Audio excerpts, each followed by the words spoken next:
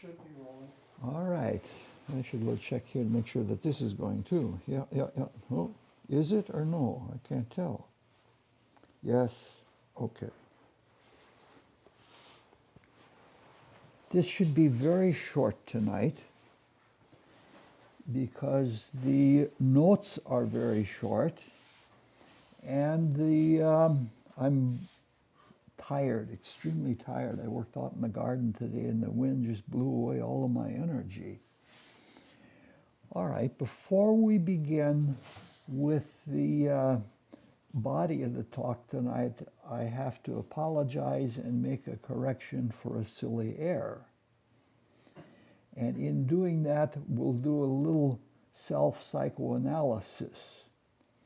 In the meeting previous to this, I mentioned circadian rhythms several times. And later on, it was pointed out to me that the word is circadian rhythms and circadian cycles and not circadian cycles. But actually, there are circadian rhythms. They occur when a cicada, which is something like a locust, rubs against itself to make a sound. So I tried to understand why I made the error, and I discarded the one possible answer that I was going buggy. No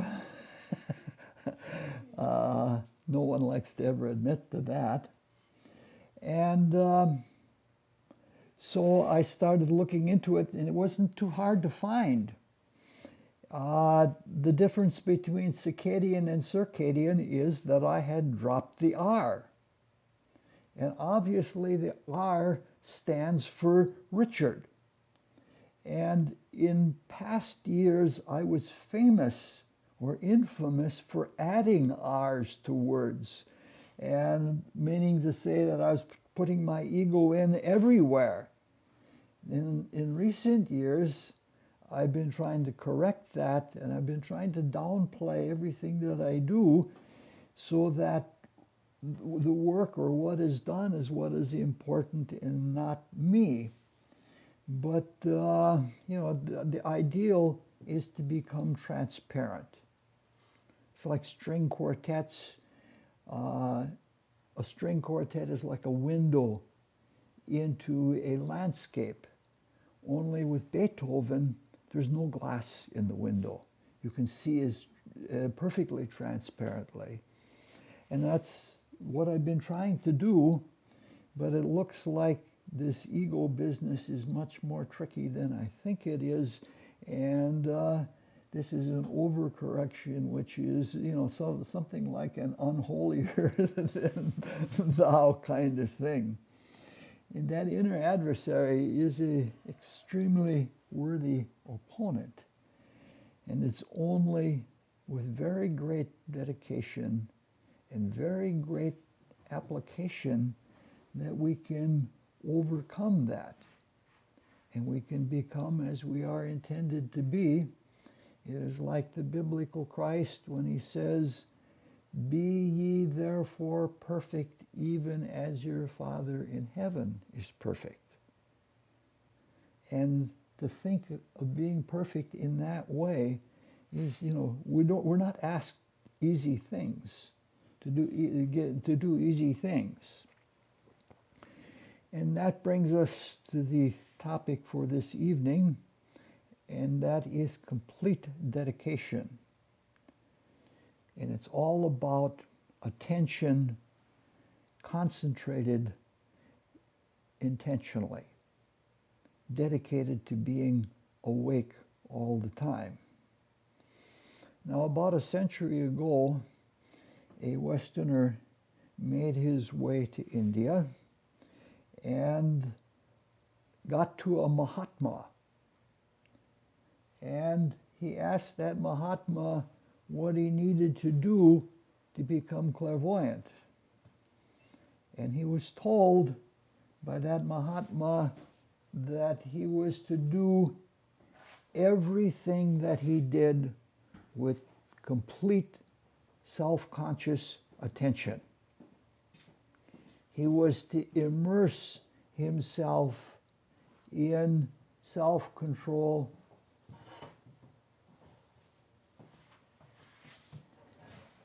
in all ways. Now, that's not necessarily an Eastern exercise, nor is it a Western exercise. I think it's actually a universal exercise because it doesn't emanate from only one source. And over the years, just about every noted spiritual teacher for the past century has recommended doing this in one way or another. Different people have different names for it. Max Heindel calls it concentration. Rudolf Steiner aligns it with observation. Krishnamurti called it meditating on what you do. He said he even does it when he chooses clothes to wear for the evening. Gurdjieff had his own name for it, as did the Theosophists, but it's all the same thing. It is conscious, intentional focus or putting one's attention on what one is doing.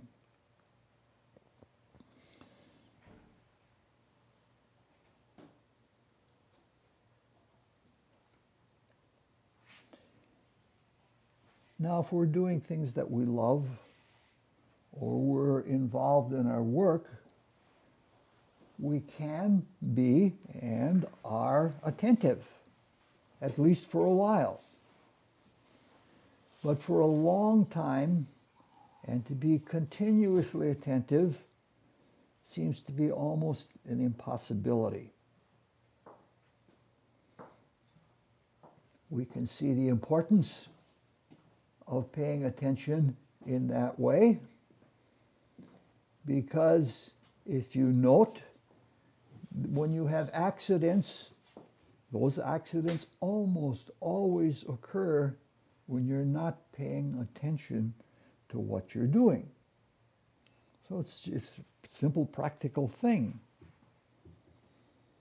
One person said it in this way: it is that you should be paying attention to what you're doing or to God. Nothing else, no floating around with your mind at all.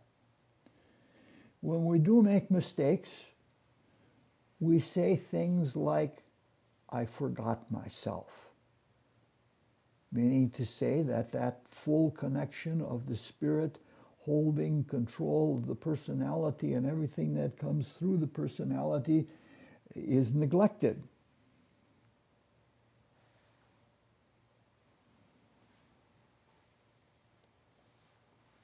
It should be what we're doing in our everyday life, because it's in our everyday life that we're gaining experience, and we are here to gain experience. And if we're trying very hard to follow a spiritual path, it's of critical importance.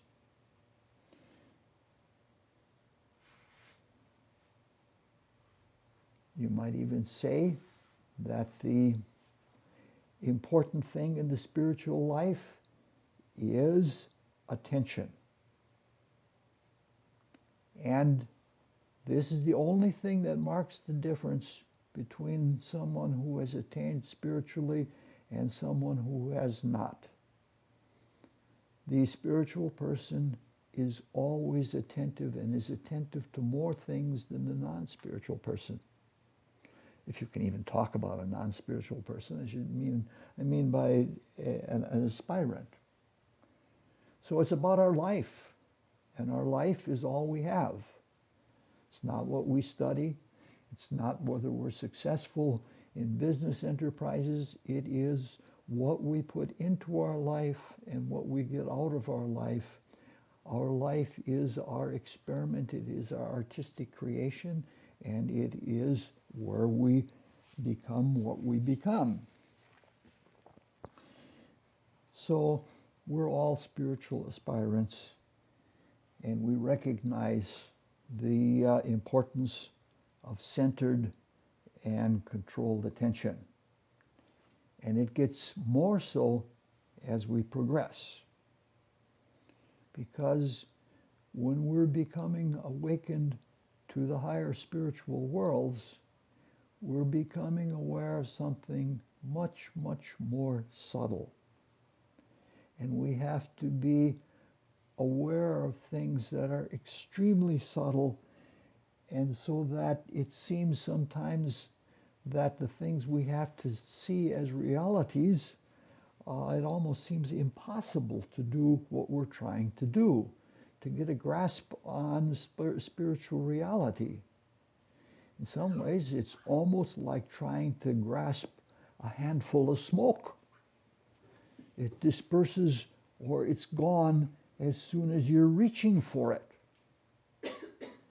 And to try to catch and hold some kinds of intuitions and thoughts is like oiling your hands and trying to catch a fish in a stream. They get away from you, they slip away. So subtlety means that we have to have very delicate attention. But that delicate attention at the same time has to be very firm.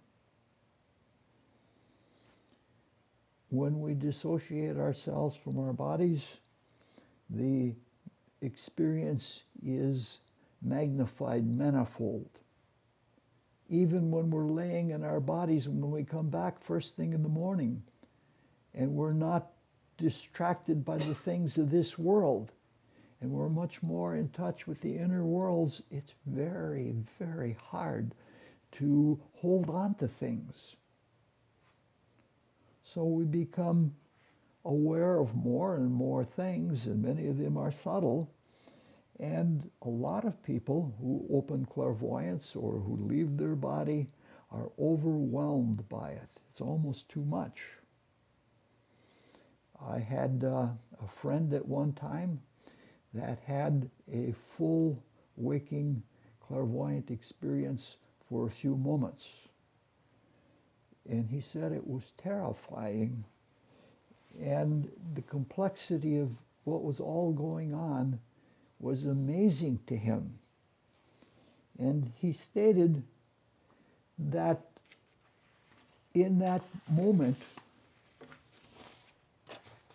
I don't know how long it was, but he said that he had two distinct thoughts in that moment. And the first one was, this isn't anything like Max and Rudolph said it would be like.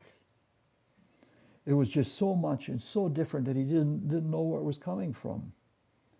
And then after a brief pause, it came to him and he thought, how could they be so objective about something that is so chaotic? So we have to have appreciation for the people who do have that kind of control and the equipoise, that when those kinds of experiences are occurring, that they can maintain their attention with that kind of sensitivity. So we see this is an increasing need as we awaken self-consciously. It is one of those impossible things. It's almost like Neoplatonism.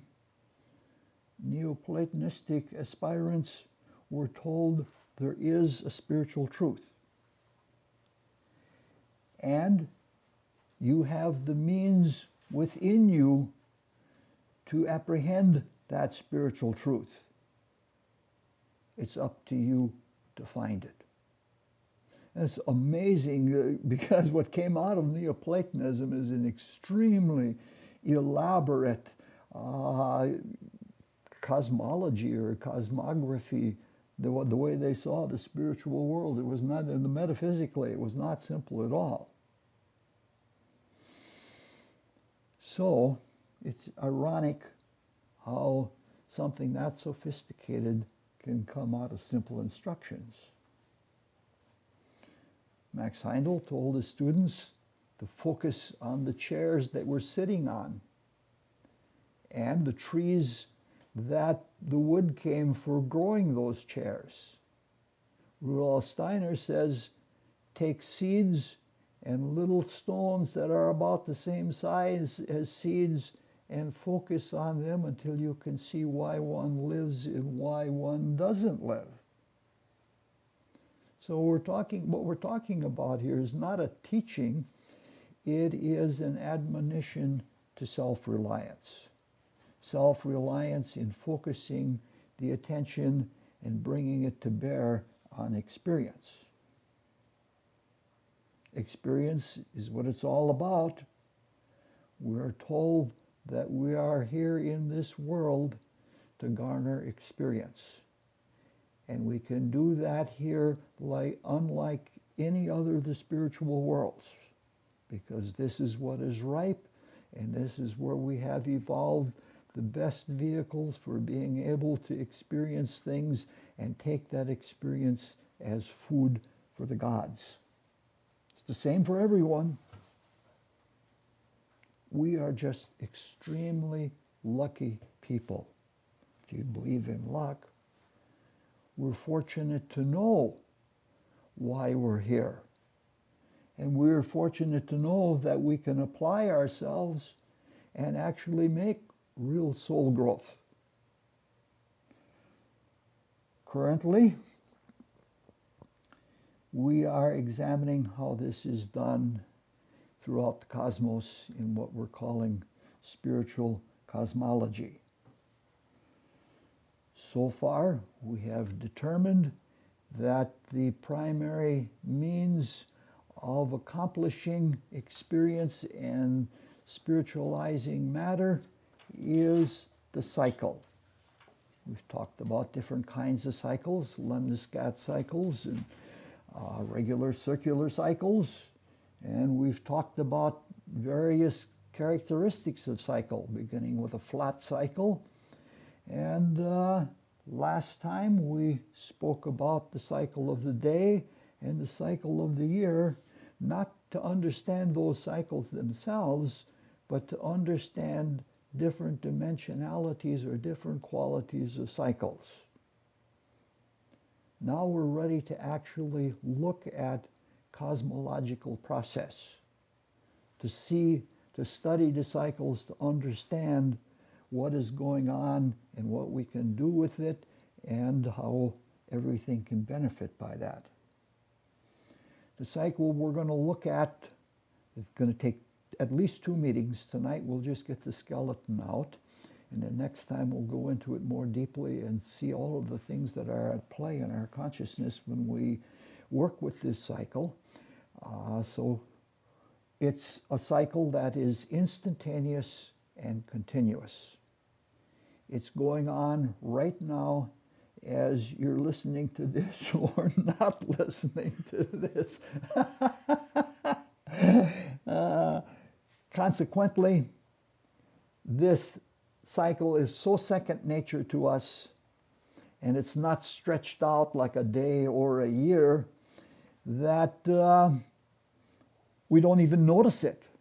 It's invisible. And let's look at it in a very simple example that all of us have gone through and have gone through a number of times. Suppose you're driving along on a 2-way highway and you come upon a vehicle going the same direction as you, but it's going much more slowly. And it's a straight stretch of road, so passing that vehicle is a possibility. However, in the distance, you see another auto coming from the other direction. You accelerate and adequately, and you pass the slower vehicle. That's the example. It's a very simple example, or so it seems to be a very simple example. This is a cycle that has all of the dimensions that we as human beings normally work in. And it is a cycle that we can go quite deeply into. We can go into a lot of the psychology of it and a lot of the means for doing it. And we're going to take little side trips along the way. So let's study it. Let's begin with perception. Are we seeing things clearly? This is a question that is of urgent importance. I have it happen all the time that the cars in front of me slow down, and I say, well, is that guy stupid or something? And it turns out there's something I can't see because it's happening in front of me. So these are questions we need to ask ourselves. But are we really seeing things clearly at all? The law says we have to have a certain clarity of vision or we cannot drive. And for spiritual aspirants, that is equally important. How can we possibly hope to understand and harvest the world if we're not seeing it clearly? Either we're not taking the time to or we're not capable of doing it. The best we can hope for then is to be an abstract painter. That isn't in the notes, it just dawned on me. I'm trying to have a little bit of fun. In talking about clear vision, we're not talking about microscopic vision. We're just talking about seeing things in clear outlines and distinct colors and such like that. But it is a responsibility for us to see the world. Because if you think about it, we are the only self-conscious beings focused in the external worlds that can reap the beauties of the world and feed them to the gods. This is one of our big duties, is observation. Now, we're not doing that to a great deal of depth in our example. We're just trying to get where we're going and try to get there safely. But even in our example, we have to see things clearly.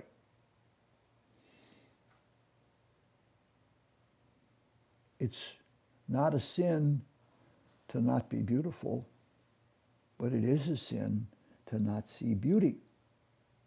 And so what we need is to see what is there. And much more could be said, but I don't want to belabor it too much because we're going to come back to this all again another time. According to physics and physiology, light passes through the adjusted lens of the eye and it strikes the retina.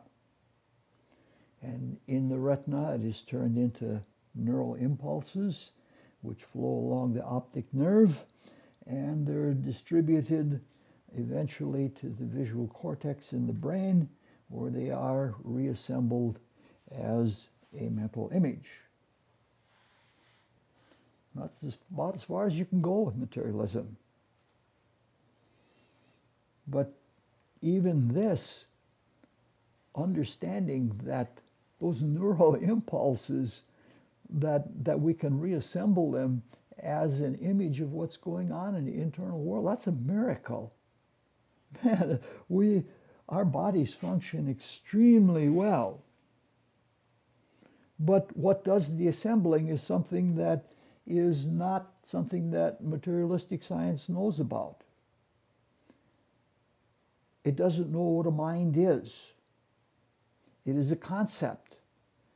And different scientists of different types have different concepts of what the mind really is.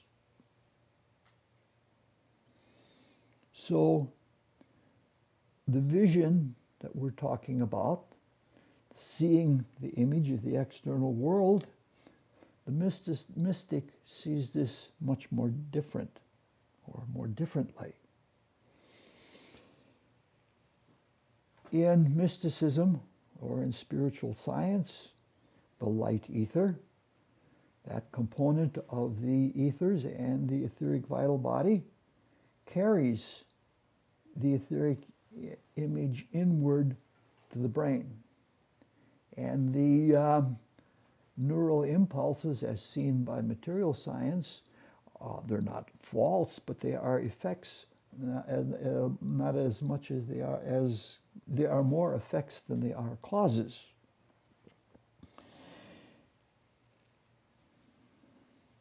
In the etheric brain, the reflecting ether is the way that thought is transmitted into consciousness in the physical body through the etheric brain. And so the physical brain is merely a vehicle for transmission. Our physical bodies are an interface with the physical world. And so the brain is there as a vehicle for the more refined interactions with the external world. We know that there are scientific studies that show that thinking, a lot of thinking in the body, is destructive to brain cells. And it takes a long time to regenerate them, and you have to be in very good health. So for most people, when you lose them, they're gone. And so thinking is a deathly process. It is something, we're dying when we're thinking. And for this reason, some mystics try to learn to think outside of the physical body. Outside is not a really good word, and it gives you the image that they're only thinking when they have dissociated themselves from the physical. But they try to think in the ethers and then use the physical brain only for transmission into this world to complete transactions with this world. In that way, the thought life can be prolonged. Anyway, back at the etheric brain,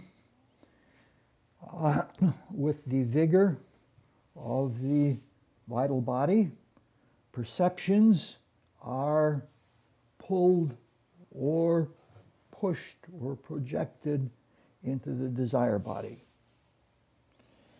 And this is an interworldly process which is accomplished by some kind of sympathetic resonance. The desire world, even though interpenetrating the physical world, is a different world. And it is not a directly connected thing.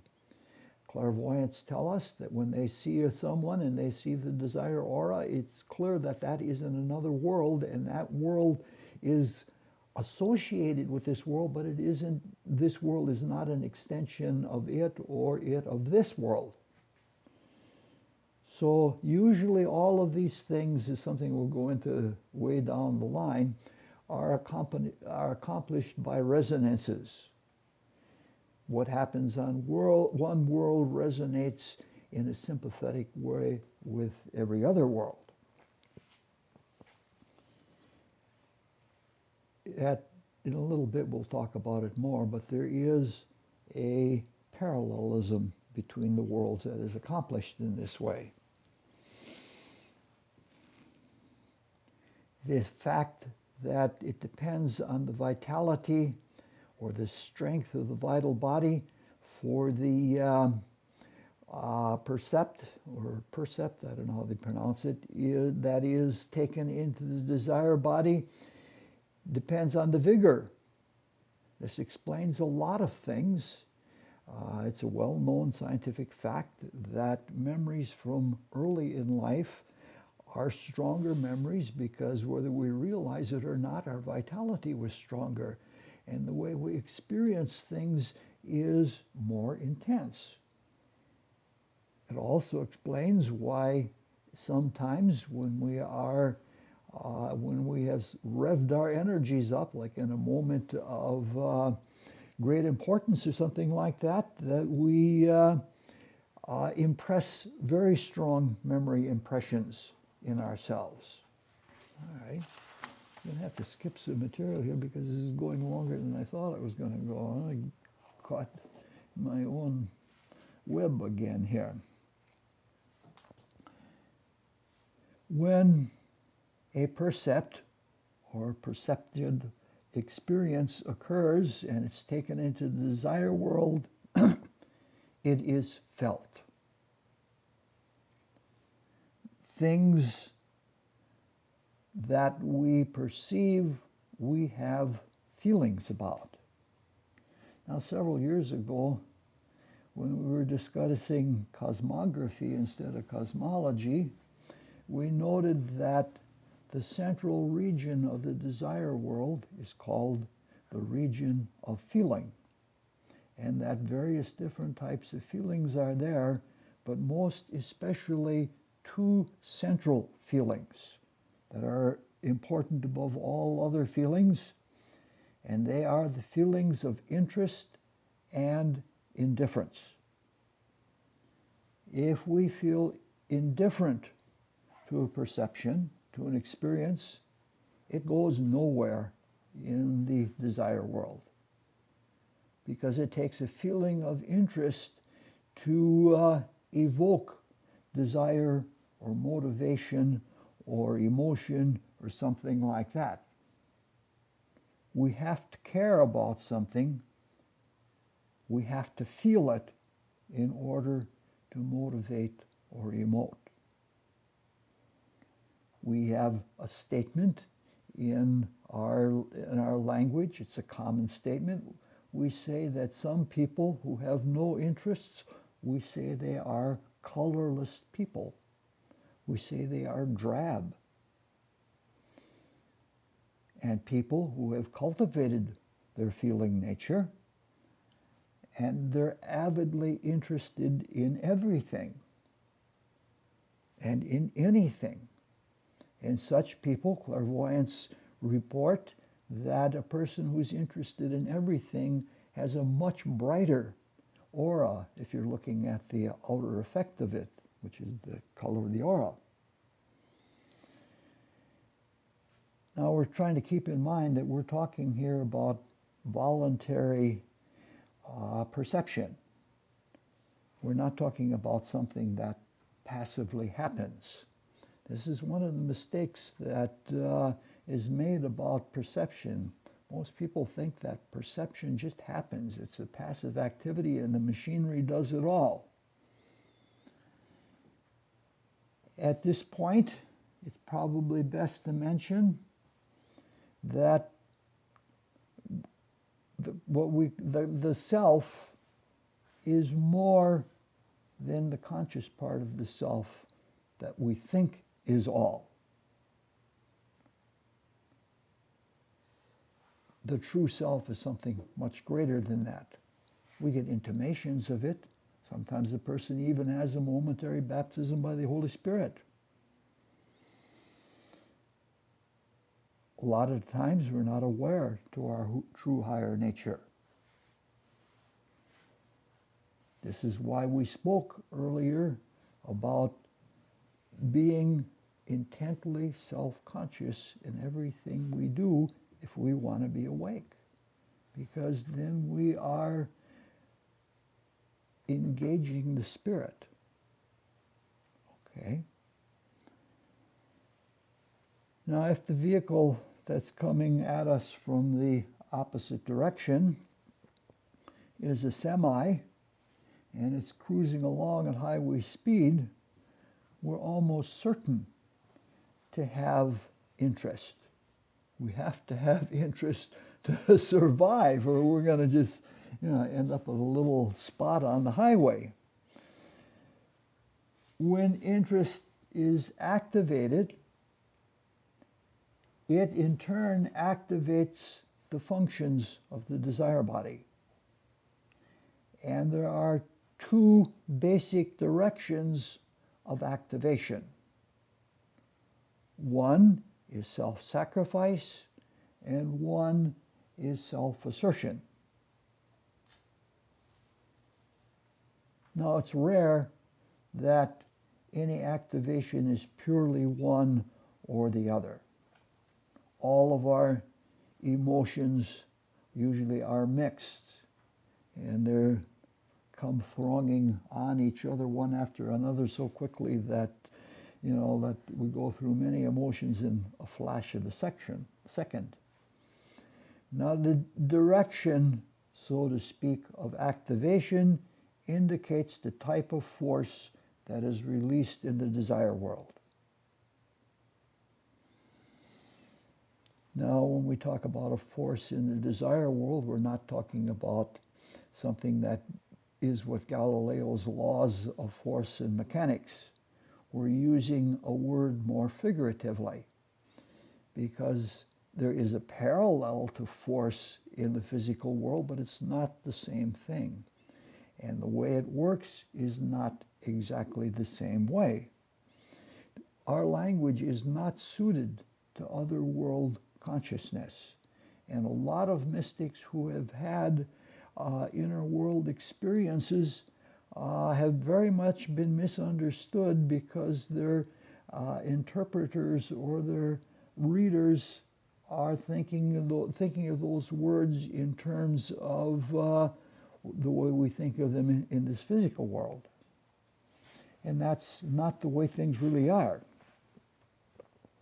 There's a parallelism. Force there is forceful in its way in the same way that force is here. If the activation, the direction is self-sacrifice, the force activated is attraction. People who give of themselves and give themselves are attractive to us.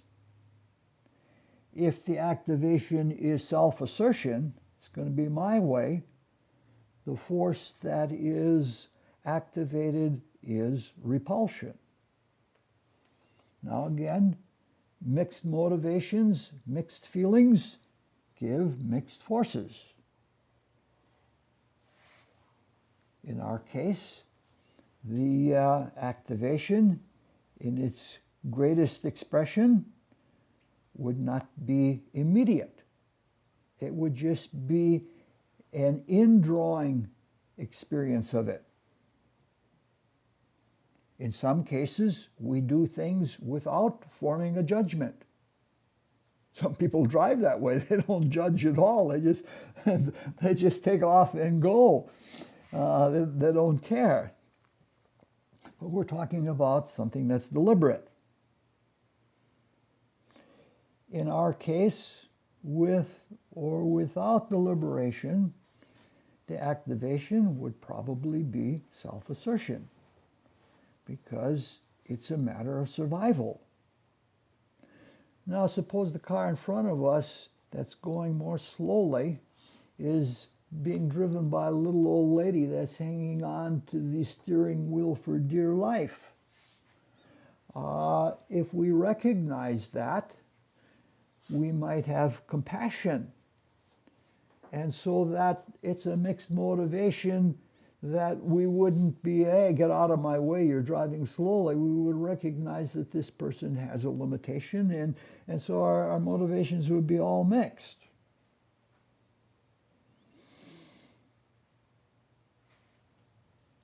Now there's another thing involved in self-conscious activity. Anytime a feeling of interest is involved, an emotional impression is formed in the region of impressionability in the desire body. It's formed around and by the percept that we have just experienced. But it is the desire world, the emotional component of that experience. Now, if you can remember, some of you haven't been around all of these many years, from the cosmography talks that the region of impressionability is one where the forces of attraction and repulsion are equal to each other. So there's enough attraction to hold together in a desire world form, an impression, and there is enough of repulsion to keep it from becoming fixed. If it were only attraction, it couldn't be in the region of impressionability. It would have to be in the rarer, higher worlds of the regions of the desire body where we find altruistic feelings and such like that. We don't have impressions of automobiles and their speeds and things like that. We have altruistic feelings for the little old lady with the steering wheel, but we don't have the impressions of the sense object that we've carried with us. Now, normally, these impressions that are formed in ourselves, and if you watch your when you're observing things, sometimes we intentionally play on it.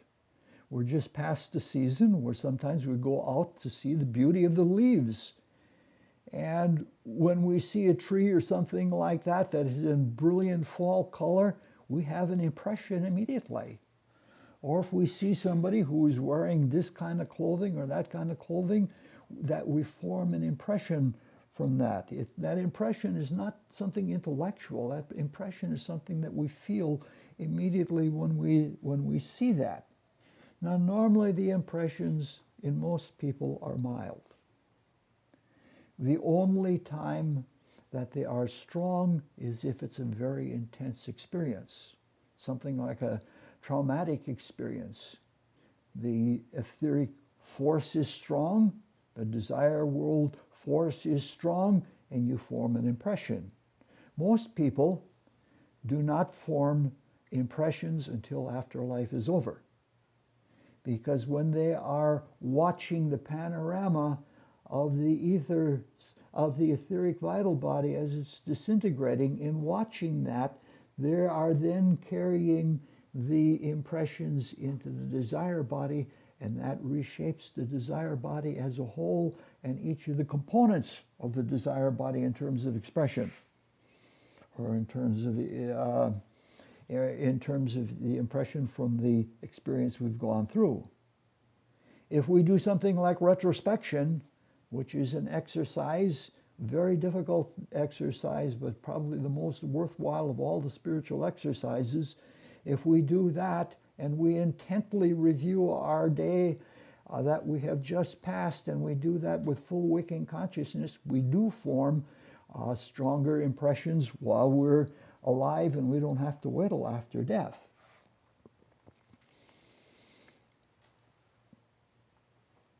Now, if you remember, the force of repulsion is only found in the lower desire world, while the force of attraction is found throughout the entire desire world. So, how to say this? It's like saying that self-sacrificing, giving love is throughout the entire creation. And we're speaking about it now in the desire world, and the fact that the attractive force that holds everything together is throughout the desire world indicates that in the desire body of God, so to speak, what we're talking about is a great giving, a sacrifice of all types. It's not, like the creation that we're going through is not just some mute, dumb, mechanistic process. It's like an artistic giving of a very high order. Since it is intentional, voluntary perception that we're talking of, and not something passive, the percept is drawn or projected into the world of thought. which is where the spirit, which is actually a transcendent threefold entity, functions most closely with its personality, with its vehicles.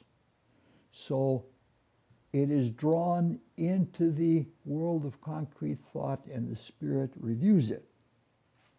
Now, the word drawn is probably a pretty good word to use in this case, because if you remember from the talks on cosmography, concrete thought forms are hollows. They are vacuums. And the process of thinking is evacuation. Now, when we discussed this in those talks so long ago, we saw that concrete thinking is not a mechanical process, and the mind is not just some vacuum pump. It has a spiritual stance to it, or it has a spiritual posture to it. It has a character. And each of us, because each of us is a different thinker from everyone else, each one of us has an idiosyncratic means of thinking.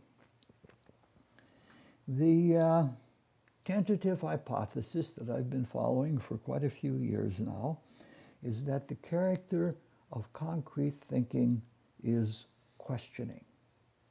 When you're questioning, you're making an opening in thought stuff in order for the truth to enter in. You're making a vacuum. The answer comes from the human spirit, the self, the truth knower. And in the case that we're talking about with passing another automobile, the judge. This is what is meant when the Bible says, pray believing your prayers will be answered, is the way to be successful in your prayers.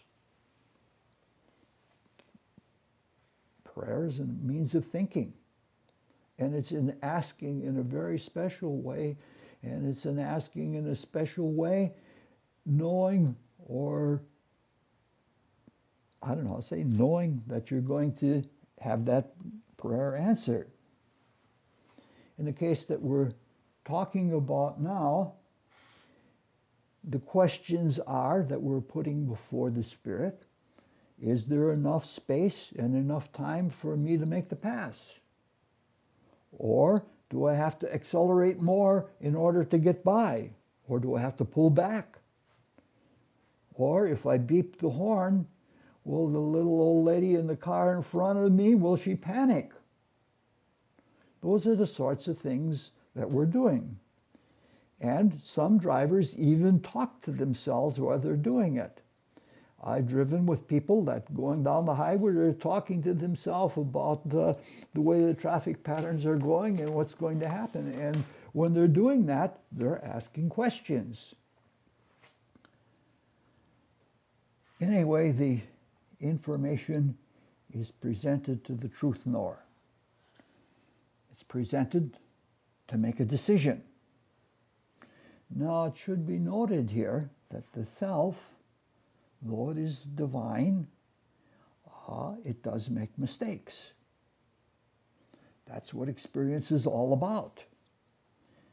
Sometimes that doesn't mean to say every time there's an accident, it doesn't mean that the spirit made the mistake, because a lot of that might have come from the desire body saying, I'm going to force my way through this traffic. But it's possible that the spirit makes a mistake. If the spirit knew everything already, there wouldn't be any reason to go through the evolutionary creation. Experience is necessary to awaken potential in the spirit, so that the spirit becomes materialized in the same process that matter becomes spiritualized. If you think about it, the first and probably greatest mistake that we made is what is called the fall of humanity. We were innocent, and we listened to a half-truth. And in that we made a great mistake that has cost us a lot for a long time. It was only drawing into the worlds, into its vehicles at that time, and it was innocent. And you can't blame it on the lower nature, because at that time there was no lower nature. It's just that we made a mistake. Not all the powers of the Spirit are awakened. Some people can't do abstract math yet. They just haven't awakened that. So at any rate, the Spirit makes a decision. And making a decision is also not a passive activity. The Spirit gives of itself. And that giving of itself is a creative impulse. And that creative impulse is projected into the concrete subdivision of the world of thought. That is, into the concrete mind.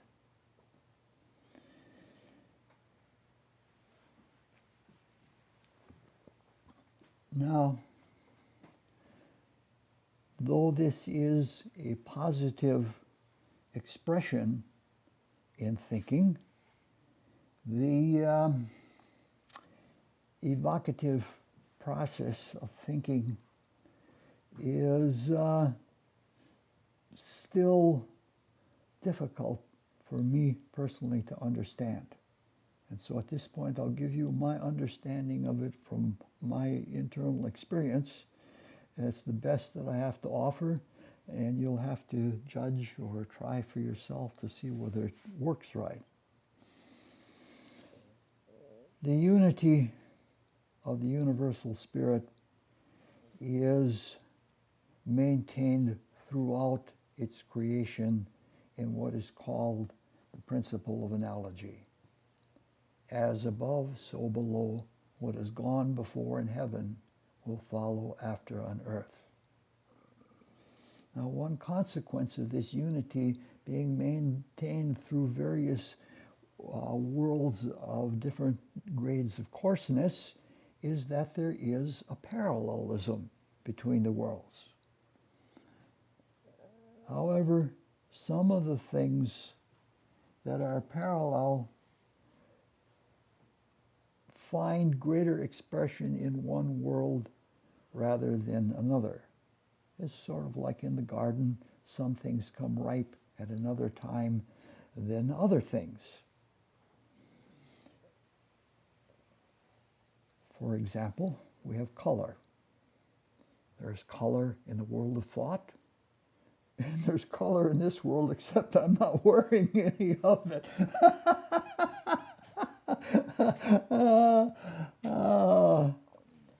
But color in desire world is where it reaches its fullest expression. The same thing with tone in the world of thought and form in the physical world. So the principle of attraction and repulsion spoken of earlier is also found in other worlds. It's just that it doesn't have its strongest manifestation except in the desire world, where it is essential. For example, let's take something, attraction and repulsion are the way we see it in the desire world, but in the etheric subdivision of the physical world, it's polar attraction and repulsion, which is a very different thing. As I understand it, it is also found in the world of thought.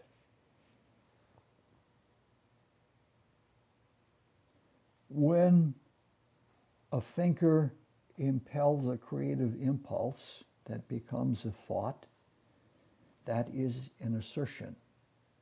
It's a very high assertion, but it's still a self-assertion. Now, in a recent talk, we said that points and particles in cosmic root substance that are chosen for material manifestation, like in the physical world, have great intervals between them. And that as we proceed upward and inward in the spiritual worlds, that interval decreases. It is as though the deeper one penetrates into materiality, only so much of the basic stuff, the cosmic root substance, can be worked with. But by the time one gets to the life spirit, it is completely contiguous. It's continuous. Hence we have, like in the Greek mystery school, the notion of the crystallium. And in ordinary Christianity, we hear of Christ the rock. It's talking about that same sort of thing. It's too much to go into at this moment, to go into all of the whys and wherefores of that. But for now, we want to look at that in the world of thought. In the abstract subdivision of the world of thought, there is unity. There are no isolated concepts or ideas. Concepts, principles, ideas usually find themselves in other concepts, principles, and such. Probably one of the clearest examples where you see this is in mathematics. If you take analytic geometry, you can see that you're dealing with the same abstract reality with algebra that you are with geometry. It's the same stuff, but you're seeing it in a different way. You can't know anything about algebra without also knowing something about geometry. It even carries into the lowest regions of the region of the subdivision of abstract thought, such that you can't know yourself without knowing others. I know that from doing all of the work I've done with astrology. I can only understand other people as far as I can understand myself. If I don't know myself, I can't see it in another person in a way that is objective and useful. Now, this is a rather nascent and simple statement, but in the concrete subdivision of the world of thought, thought substance is about as contiguous and continuous as it can be and still be concrete. So when an impulse is projected into it to become a thought form, it has to make room for that hallowed thought form. And that is on the same principle, but on a different way it is used in the world of thought. It's not the same thing as in the desire world where you say, this is mine, and you push everybody away. But in the assertion of a positive, there is a repulsion, so that in controlled creative thinking, you are producing a vacuum, a thought form. Now, this doesn't contradict the fact that the stance of or the posture or the mean of thinking is questioning. Because you note when you're doing your highest concrete thinking, where you are communing with the divine part of your being, it's a dialogue. At the same time that there are positive assertions that come from the higher part of our being, there are questions immediately answered, questions that you didn't even know you were asking as questions. So this is, as I understand it from experience, that the questions and the answers happen simultaneously, and thinking from the perspective of the spirit versus from the perspective of the personality has the same kind of effect. In one case, you're creating a form by asking a question, and it gets filled with spiritual truth.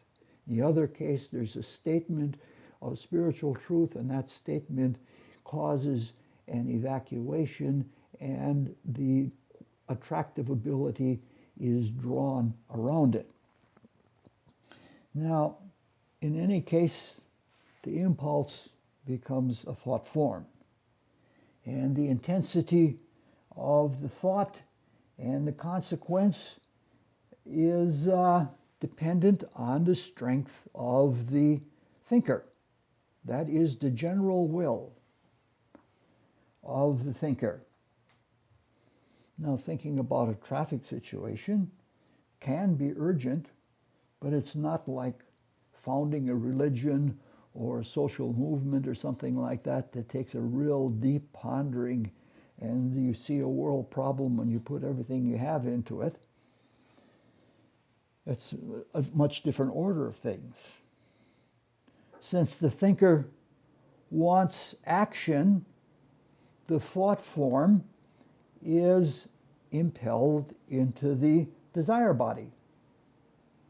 And in the desire body, that same attraction draws exactly the kind of motive desires that are necessary in order to complete the transaction, the passing of the car. Of course, remember, this is happening many, many, many times happening continuously until we have completed the pass.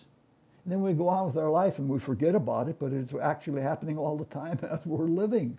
This is what our life is like. Our life is full of cosmological activity. From the moment we wake up until the moment we go to sleep, we are interacting in this way, taking in and giving out to the world all the time, and it's using the same kind of cycle.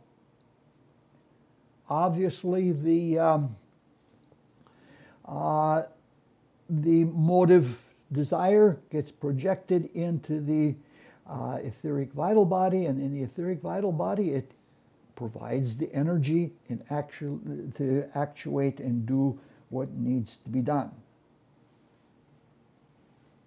It induces us to accelerate and pull around the car, all according to the judgment of the Spirit.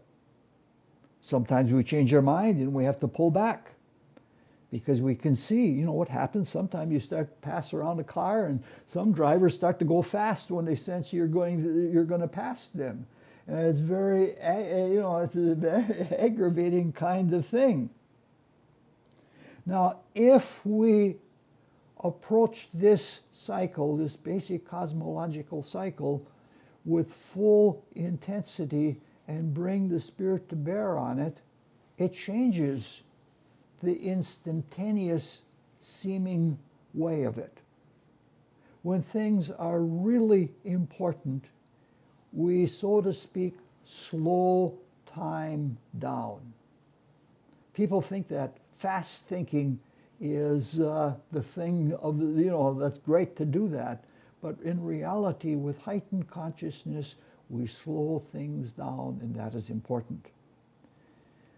I talked about this one little facet once in Detroit. And there was a man there that he was no longer a policeman with the Detroit police. And he said, what you just said is exactly the way it happens. He found himself in an alley confronting, I think they were drug dealers, and it was him against 3 of them, and everybody was armed. And he said, my consciousness became so intense that everything stood still, and I realized which one of them I had to take out first. And he was alive to that day because he recognized that when you give yourself to this process, the concept of time changes. Because we've said it all along, time is the potential in which spirit exists. And when you're more in the spirit or bringing the spirit into material expression, it's going to be more richly fulfilled. This is what we're seeking when we do our spiritual exercises, when we wake up in the morning. We're trying to be so into the spiritual worlds without the distraction of the physical world that we are more awake and things are slowed down and we can see eternal things. In the beginning was the Word, that Word that is still eternal to our time. All right, this is about as far as we're going to go tonight. We understand the cycle, taking in, giving out. It's a very, very simple statement of it. It's very limited, but next time we're going to look at it and we're going to look more at some of the things that happen along the way or that can happen along the way and how they relate to what kind of a life we make for ourselves. And if we're working for spiritual self-improvement, what we can do to actually improve. So we've got the skeleton, and now we're ready to go a little bit more thoroughly into fleshing out the skeleton, so to speak. The next cycle we deal with, we're probably going to take a half a year at least to go into it because it's such a engaging cycle. That's it. Thank you. Thank you. Are there any questions? I read once that when we have a very extreme experience, some trauma or something like that, our cortisol is raised, and that the cortisol actually makes a physical impression in the brain that causes us to remember things so much more intensely. Yeah, I wouldn't disagree with that, except that's one of those cases that I'd say it's more of an effect than a cause. Yeah. Yeah, and it's more from the endocrine system being an extension of the vital body that, it has to do something with the physical body, and so it brings that in. Yeah, good example. Okay, thank you.